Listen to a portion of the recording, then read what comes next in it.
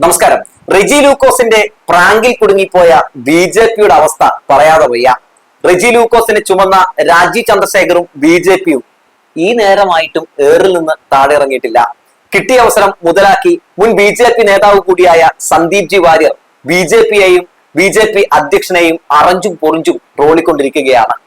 ഒപ്പം പുട്ടിന് പീര പോലെ തന്നെ സ്വയം പുകഴ്ത്താനും സമയം കണ്ടെത്തുന്നുണ്ട് സന്ദീപ് ജി വാര്യർ ജി.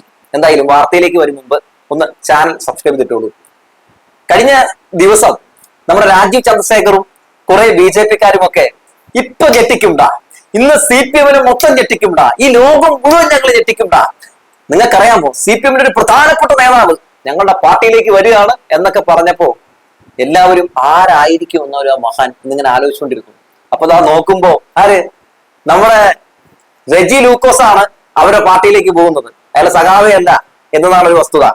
ഇടത് സഹയാത്രികൻ എന്ന ലേബലിൽ മാധ്യമങ്ങൾ അടിച്ചിറക്കിയ ഇടതുപക്ഷത്തിനെതിരെ നിരന്തരം പല രീതിയിലും മറ്റ് എതിർ പാർട്ടികൾക്ക് അടിക്കാൻ വേണ്ടി വടിയെടുത്തു കൊടുക്കുന്ന ഒരു വ്യക്തിയാണ് ഈ റെജി ലൂക്കോസ്. അതായത് ഇടതുപക്ഷം ബഹിഷ്കരിക്കുന്ന, പാർട്ടി അന്തിച്ചർച്ചയ്ക്ക് പോകണ്ട എന്ന് പറയുന്ന, അതായത് പാർട്ടി ബഹിഷ്കരിക്കുന്ന, ഇടത് പ്രതിനിധികളെ അയക്കാത്ത ചർച്ചകളിൽ ഞാൻ ഇടതുപക്ഷക്കാരനാണ്, ഞാൻ സഖാവാണ് എന്നൊക്കെ പറഞ്ഞ് മാധ്യമങ്ങളിൽ ഇടത് സഹയാത്രികൻ എന്ന ലേബലിൽ പോയിരുന്ന് ഇടതുപക്ഷത്തിനെതിരെ മറ്റുള്ള പാർട്ടികൾക്ക് അടിക്കാൻ വേണ്ടി ക്യാപ്സ്യൂൾ ഉണ്ടാക്കി കൊടുക്കുന്ന പണിയാണ് ഇയാൾ ചെയ്തിരുന്നത്. പാർട്ടി ഒരു പരിപാടിയിൽ പങ്കെടുക്കണ്ട എന്ന് പറഞ്ഞാൽ, ഒരു അന്തിച്ചർച്ച നമുക്ക് പങ്കെടുക്കേണ്ടതില്ല എന്ന് പറഞ്ഞാൽ അതിനർത്ഥം എന്താണ്? അതിൽ പങ്കെടുക്കേണ്ട എന്നുള്ളതാണ്. അതാണ് പാർട്ടിയുടെ നിലപാട് എന്നുള്ളതാണ്.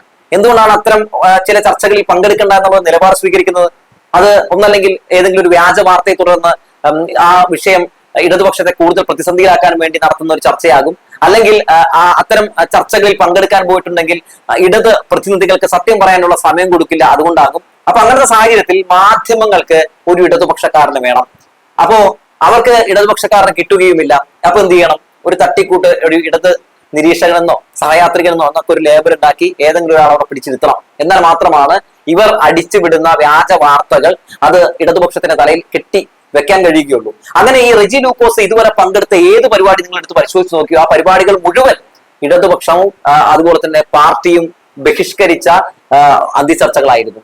ആ അന്തിചർച്ചകളിലൊക്കെ പോയിരുന്ന് അവർക്ക് വേണ്ടി, അതായത് കോൺഗ്രസിനും ബി ജെ പിക്കും വലിയ രീതിയിൽ ഗുണമുണ്ടാക്കുന്ന രീതിയിലൊക്കെ കണ്ട വായ്ത്താളങ്ങൾ പറഞ്ഞ് ഇങ്ങനെ ഇരുന്ന് ന്യായീകരിച്ചുകൊണ്ടിരിക്കും. ആ ന്യായീകരണങ്ങളൊക്കെ ഇടതുപക്ഷത്തെ സംബന്ധിച്ച് വലിയ വലിയ പ്രതിസന്ധികൾ മാത്രമേ ഉണ്ടാക്കി കൊടുത്തിട്ടുള്ളൂ. ഈ ഇടത് സഹയാത്രികന്മാർ എന്ന പേരിലൊക്കെ പോയിരിക്കുന്ന പല ആളുകളും പങ്കെടുക്കുന്ന പരിപാടികൾ ഇടതുപക്ഷം ബഹിഷ്കരിക്കുന്ന പരിപാടികളാണ്. ഇല്ലാത്ത ഒന്ന് ഉണ്ട് എന്ന് മാധ്യമങ്ങൾ വരുത്തി തീർക്കാൻ വേണ്ടി ശ്രമം നടത്തുന്നതിനിടയിൽ ഇവര് പോയി ഇങ്ങനെ ഇരുന്ന് ഉണ്ട് എന്ന് അവരും അങ്ങ് ഉറപ്പിക്കുന്ന ലെവലിലേക്ക് ഇരുന്ന് കൊടുക്കും. അതാണ് ചെയ്തുകൊണ്ടിരിക്കുന്നത്. എന്തായാലും റെജി ലൂക്കോസിനെ ഇങ്ങനെ എടുത്ത് അവരൊരു വലിയ ആഭരണമായിട്ട് ഇങ്ങനെ അണിഞ്ഞു കഴിഞ്ഞപ്പോഴാണ് ഒരു കാര്യം മനസ്സിലാകുന്നത്, ഇയാളൊന്നുമല്ല എന്ന്. ഇപ്പൊ പ്രാങ്ക് ചെയ്തതാണോ എന്ന രീതിയിലാണ് എല്ലാവരും ബി ജെ പിക്കാർ പോലും ചോദിക്കുന്നത്. അതായത് കോട്ടയത്ത് സി പി എമ്മിന്റെ ജില്ലാ സെക്രട്ടറി പറയുന്നു, റെജി ലൂക്കോസ് ഒരു ചുമതലയും വഹിച്ചിരുന്നില്ല, ഇയാള് ഇവിടുത്തെ പാർട്ടിയുടെ ഒരു ഭാഗമേ അല്ല എന്ന് പറയുകയാണ്. ശരിയാണ്, ഒരു ഭാഗമല്ല. അപ്പൊ അത് മനസ്സിലായപ്പോ ഞങ്ങൾ പിന്നെ ഇപ്പൊ ആരെയും ഷോളിട്ട് ഇങ്ങോട്ട് കൊണ്ടുവന്നേ? അപ്പൊ മാധ്യമങ്ങളൊക്കെ പറഞ്ഞ് ഇടത് നിരീക്ഷകൻ എന്നാണല്ലോ പറഞ്ഞത്. അപ്പൊ ഇയാൾ ശരിക്കും ഇടത് നിരീക്ഷകനും സഹയാത്രികനും ഒന്നും അല്ലേ എന്നാണ് ചോദിക്കുന്നത്. ആ ലേബലൊക്കെ ഞങ്ങൾ ഉണ്ടാക്കി കൊടുക്കുന്നതാണ് എന്ന് മാധ്യമങ്ങൾ തന്നെ പറഞ്ഞിരിക്കുകയാണ്. അതുകൊണ്ടല്ലേ മാധ്യമങ്ങൾ വലിയ ചെണ്ടകൊട്ടി ആഘോഷിക്കാനത്. മാധ്യമങ്ങളും ചിരിക്കുകയായിരുന്നു. എന്താണെന്നറിയൂ, അവർക്ക് ചില അന്തിചർച്ച നടത്തുമ്പോൾ സി പി എമ്മിന്റെ പാനലിൽ ഇരുത്താൻ ഒരാളെ വേണം. അങ്ങനെ തപ്പി നടക്കുന്ന സമയത്താണ് ഇങ്ങനെ ഒരു പണ്ട ഗുണാപ്പി വന്ന് പെടുന്നത്. എന്നാ പിന്നെ ഈ പ്രാഞ്ചീകരണം പിടിച്ചങ്ങ് നിർത്തി കളയാം, ഇടത് നിരീക്ഷകനായിട്ടും സഹയാത്രികനായിട്ടും എന്നൊക്കെ വെച്ചങ്ങ് ഇരുത്തിയ ശേഷം ഇവര് പിന്നെ സ്ഥിരം അങ്ങ് വിളിച്ചുകൊണ്ടിരുന്നു. എന്താണ് സ്ഥിരം വിളിച്ചുകൊണ്ടെന്ന് വേറെ ഒന്നുമല്ല, ഇയാള് സംസാരിക്കുന്നു, ഇയാൾ പ്രതികരിക്കുന്നത് മുഴുവൻ ഇടതുപക്ഷത്തിനെ ആക്രമിക്കാൻ ഗുണം ചെയ്യുന്നതാണ്. അതുകൊണ്ട് ഇയാളെ സ്ഥിരം വിളിക്കും. എപ്പോഴെങ്കിലും പാർട്ടിയുടേതായിട്ടുള്ള ഒരു നിലപാട് പറയാൻ അന്തിച്ചർച്ചയ്ക്ക് ഇയാളെ വിട്ടതായിട്ട് നിങ്ങൾക്ക് കാണിച്ചു തരാൻ കഴിയുമോ?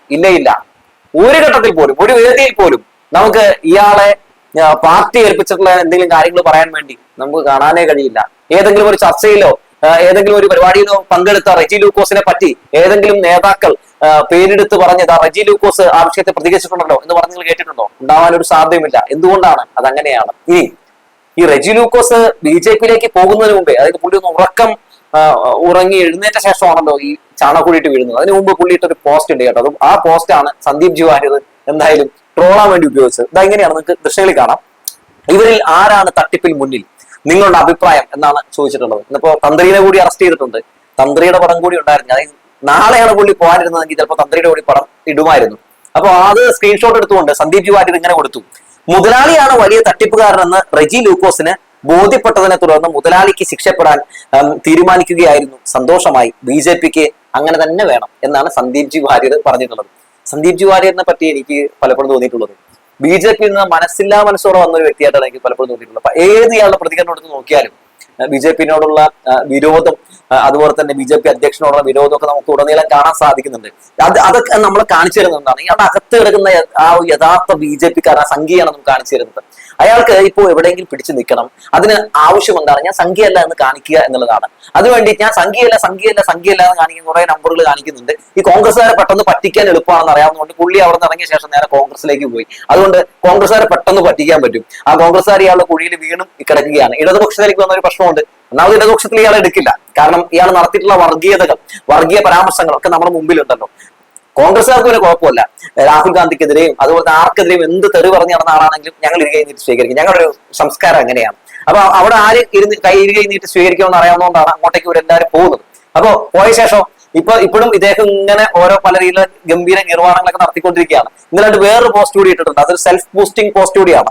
ഇങ്ങനെയാണ് പറയുന്നത്: സമീപകാലത്ത് BJPയിൽ ചേർന്നവർ പത്മജ വേണുഗോപാൽ, അനിൽ ആന്റണി, ടോം വടക്കൻ, റെജി ലൂക്കോസ്, BJPയിൽ നിന്ന് രാജിവെച്ച് കോൺഗ്രസിൽ ചേർന്നവൻ സന്ദീപ് വാര്യർ. വല്ലാത്തൊരു സെൽഫ് ബൂസ്റ്റിംഗ് ആണ് അല്ലെ. ഈ പത്മജ വേണുഗോപാലിനെയും അനിലിനെയൊക്കെ പറ്റി പറയുമ്പോൾ ഇവരൊക്കെ ആരുടെ മക്കളാണ്? പത്മജ വേണുഗോപാൽ കരുണാകരന്റെ മകളാണ്. കരുണാകരൻ കോൺഗ്രസിനെ കോൺഗ്രസ് ആക്കി മാറ്റിയ അല്ലെ നേതാവാണ് കരുണാകരന്റെ മകള്. അതുപോലെ തന്നെ AK ആന്റണിയുടെ മകനാണ് അനിൽ ആന്റണി. ഇവരൊക്കെ പോയ കഥകളൊക്കെയാണ് മൂപ്പർ ഇങ്ങനെ പറയുന്നത്. ഇത് ആർക്കാ ദോഷം ചെയ്യുന്നത്? കോൺഗ്രസിന് ദോഷം ചെയ്യും. കോൺഗ്രസ്സുകാർ മുഴുവൻ BJPയിലാണെന്ന് ഇയാൾ പറയുകയാണ്. അതല്ലേ സത്യം? കോൺഗ്രസിൽ നിന്ന് വിട്ടാൽ നേരെ BJPയിലേക്ക്. എന്നെ കണ്ടില്ലേ? ഞാൻ BJPയിൽ നിന്ന് നേരെ ഇങ്ങോട്ടേക്ക് വന്നൊരു മനിതനാണെന്നൊക്കെയാണ് പറയുന്നത്. BJP മനസ്സുമായിട്ട് കോൺഗ്രസിൽ കഴിയാൻ കഴിയും എന്ന് എന്തായാലും നമ്മൾ കാണുകയാണെന്ന് പറയാതെ വയ്യ. റെജി ലൂക്കോസിനെ പോലുള്ള ഇങ്ങനെ കുറെ തട്ടിപ്പ് ടീമുകൾ ഉണ്ട് കേട്ടോ. ഞാൻ സഖാവാണ് എന്നൊക്കെ പറഞ്ഞുകൊണ്ട്, ഞാൻ ഇടത് സഹയാത്രികനാണ്, നിരീക്ഷകനാണെന്നൊക്കെ പറഞ്ഞ് പല ചർച്ചകളിലുമൊക്കെ ഇങ്ങനെ പങ്കെടുത്തുകൊണ്ട് ഇടതുപക്ഷത്തെ പ്രതിസന്ധിയിലാക്കുന്ന ഒരു വലിയ കൂട്ടം ആളുകളുണ്ട്. ആ ആളുകളെയൊക്കെ സത്യത്തിൽ പ്രതിരോധിക്കേണ്ടതുണ്ട് പാർട്ടി എന്നാണ് എനിക്ക് പറയാനുള്ളത്. അവരൊന്നും ഞങ്ങൾ പറഞ്ഞു വിട്ടിട്ടുള്ള ആളുകളല്ല എന്ന് ഒരു കുറിപ്പ് ഇറക്കിയ അത്രയും നല്ലത് എന്നാണ് ഞാൻ പറയുകയുള്ളൂ. പാർട്ടി ഒരു പരിപാടിയിൽ പങ്കെടുക്കാൻ പോകാത്തത് ആ ഒരു എന്താ പറയാ ഒരു വ്യാജ വാർത്തയെ തുടർന്ന് നടക്കുന്ന ചർച്ചയാണെങ്കിൽ ആ ചർച്ച മൂലം പാർട്ടിക്ക് വലിയൊരു ഒരു ബുദ്ധിമുട്ടുണ്ടാകാതിരിക്കാനും പാർട്ടിക്ക് അതൊരു വലിയ പ്രശ്നമായി മാറാതിരിക്കാനും വേണ്ടിയാണ്. അതായത് നുണ പ്രചരിക്കപ്പെടാതിരിക്കാൻ വേണ്ടിയാണ്. പക്ഷേ ഇവിടെ എന്താണ് ഈ സഹയാത്രികർ എന്ന് പറയുന്ന ആളുകൾ ചെയ്യുന്നത്? അവർ അത്തരം പരിപാടിയിൽ പങ്കെടുത്തുകൊണ്ട് അത് ഡിസ്ട്രിബ്യൂട്ട് ചെയ്യാൻ വേണ്ടി സഹായിക്കുകയല്ലേ. അപ്പൊ അത്തരം ഒരു കാര്യങ്ങളിലേക്ക് പോകരുതെന്ന് മാത്രമല്ല, ഇത്തരം ഇടത് സഹയാത്രികമാരെയൊക്കെ അല്ലെങ്കിൽ സഹയാത്രികരെയൊക്കെ ആഘോഷമാക്കുന്ന ആളുകൾ ഒരു കാര്യം മനസ്സിലാക്കണം. അവിടുത്തെ ഇങ്ങനെ ഉറങ്ങി എഴുന്നേറ്റ് വരുമ്പോൾ ചിലപ്പോൾ പല പാർട്ടിയിലേക്കും പോയി കളയും. പോയി കഴിഞ്ഞ ശേഷം എന്താണ് സംഭവിക്കുക? പിന്നെ ഇങ്ങനെ വാഴ്ത്തുപാട്ടലായിരിക്കും. ഇപ്പൊ റെജി ലൂക്കോസ് കഴിഞ്ഞ ദിവസം പറഞ്ഞിട്ടില്ലേ, അതായത് ഞാൻ ഈ വികസനങ്ങളും ആശയങ്ങളും കണ്ടിട്ടാണ് BJPയിലേക്ക് പോയതെന്ന്. എന്ത് വികസനമാണോ റെജി ലൂക്കോസ് കണ്ടത്? BJP ഭരിക്കുന്ന സംസ്ഥാനങ്ങളിൽ എന്ത് വികസനമാണ് നടന്നിട്ടുള്ളത്? ഗുജറാത്ത് മോഡലും UP മോഡലും ഒക്കെ നമ്മൾ കണ്ടില്ലേ? സ്കൂളുണ്ടോ പലയിടങ്ങളിലും ഇവർ ഭരിക്കുന്ന ഇടങ്ങളിൽ? നല്ല ആശുപത്രികളുണ്ടോ? നല്ല റോഡുകളുണ്ടോ? അതൊക്കെ നമുക്ക് അറിയാലോ, നമ്മൾ നേരെ കണ്ടല്ലോ. അതൊക്കെ നേരെ കാഴ്ചകൾ നമ്മൾ കണ്ടുകൊണ്ടിരിക്കുകയാണല്ലോ. നമ്മുടെ കേരളമാകട്ടെ എല്ലാ സൂചികയിലും ഒന്നാമതാണ്. കേന്ദ്രം പോലും പറയുന്നു ഒന്നാമതാണ് കേരളം പലയിടങ്ങളിൽ നിന്ന്. ഏതാ വിദ്യാഭ്യാസ മേഖലയിൽ, തൊഴിൽ മേഖലയിൽ, വ്യവസായ മേഖലയിൽ, ആരോഗ്യ മേഖലയിൽ, അങ്ങനെ എല്ലാ മേഖലയിലും നമ്മൾ ഒന്നാമതാണ്. അപ്പോ ഇവിടെ ഒന്നും കാണാത്തത് റെജി ലൂക്കോസ് പെട്ടെന്ന് ഉറങ്ങി എഴുന്നേൽക്കുമ്പോൾ BJPയിൽ കാണുകയാണ്. പിന്നെ അവർ ആശയത്തെ വലിയ കാര്യമായിട്ട് ഇഷ്ടപ്പെടുന്നു. അതിൽ ഞാൻ വീണുപോയി എന്നൊക്കെയാണ് പറയുന്നത്. എന്താശയമാണ്? വർഗീയ രാഷ്ട്രീയമാണോ താങ്കൾ കണ്ട ആശയം? എന്തായാലും BJP എന്ന് പറയുന്ന ചാണകക്കുഴിയിൽ വീണ റെജി ലൂക്കോസിനോട് ഒരു സങ്കടവുമില്ല. കാരണം ഇയാൾക്ക് അങ്ങോട്ടേക്ക് പോകേണ്ട ഒരാളാണ്. ഇയാളൊക്കെ പോയത് എന്തുകൊണ്ട് നന്നായി എന്നേ പറയാനുള്ളൂ എന്ന് പറഞ്ഞു വെച്ചുകൊണ്ട് നിർത്തുകയാണ്.